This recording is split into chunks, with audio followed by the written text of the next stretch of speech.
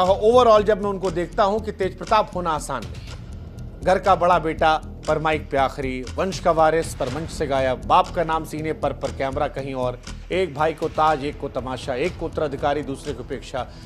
सियासत को दिल से देखा पर सियासत ने कहा यह चालाकी खेल है। इमोशन आया, सब कहानी अलग है। तेज प्रताप इतना आसान नहीं होना।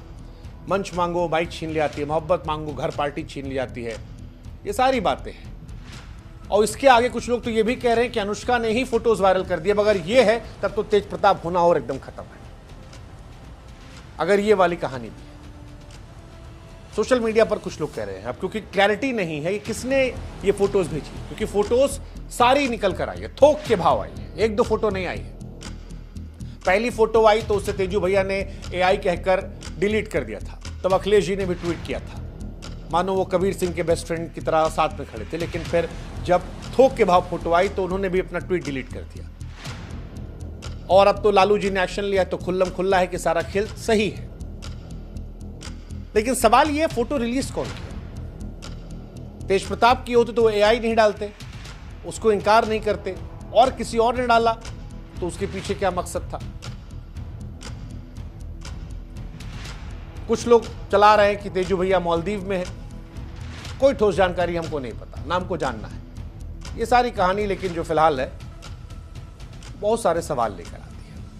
और आखिर में एक लाइन समझ में आती है कि सियासत पे मोहब्बत की जगह नहीं। तेज प्रताप यादव की कहानी सियासत और मोहब्बत के बीच जंग की कहानी है। वो एक ऐसे इंसान है जो दिल से अंदर जीते, लेकिन सियासत में दिल की कोई जगह नहीं है। लालू यादव ने अपने बेटे को निष्कासित करके साफ कर दिया कि पार्टी की परंपरा, प्रतिष्ठा, अनुशासन जरूरी है, चुनाव भी जरूरी है।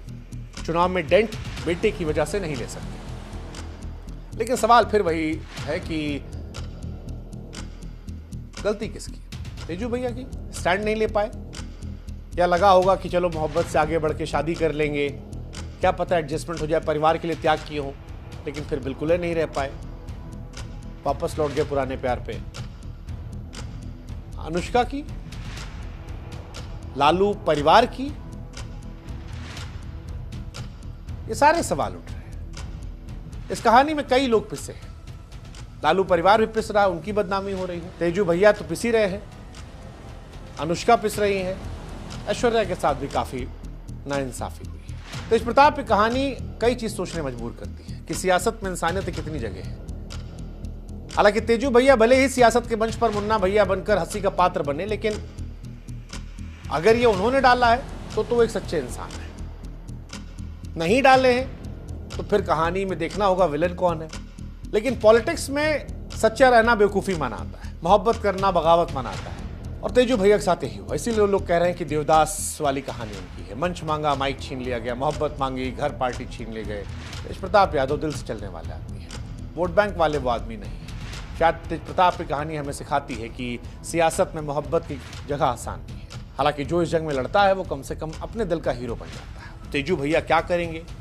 वो ऑफिशियली ब्याह करेंगे या उनकी मुसीबत और बढ़ेगी कि अभी वो डिवोर्सी नहीं है, कैसे शादी कर लिए, एलुमनाई बढ़ेगी, पॉलिटिकल तौर पर नई पार्टी बनाएंगे, क्या होगा पता नहीं। लेकिन इतना पता है इस कहानी में बहुत कुछ फिल्मी होगा, और ये पूरी कहानी फिल्मी। और इसीलिए इस कहानी को हम वहीं अंत करेंगे जहां से हम शुरू किए थे, कि हर आदमी सिनेमा की तरह जी रहा है, हर आदमी अपनी पिक्चर में हीरो बन रहा है।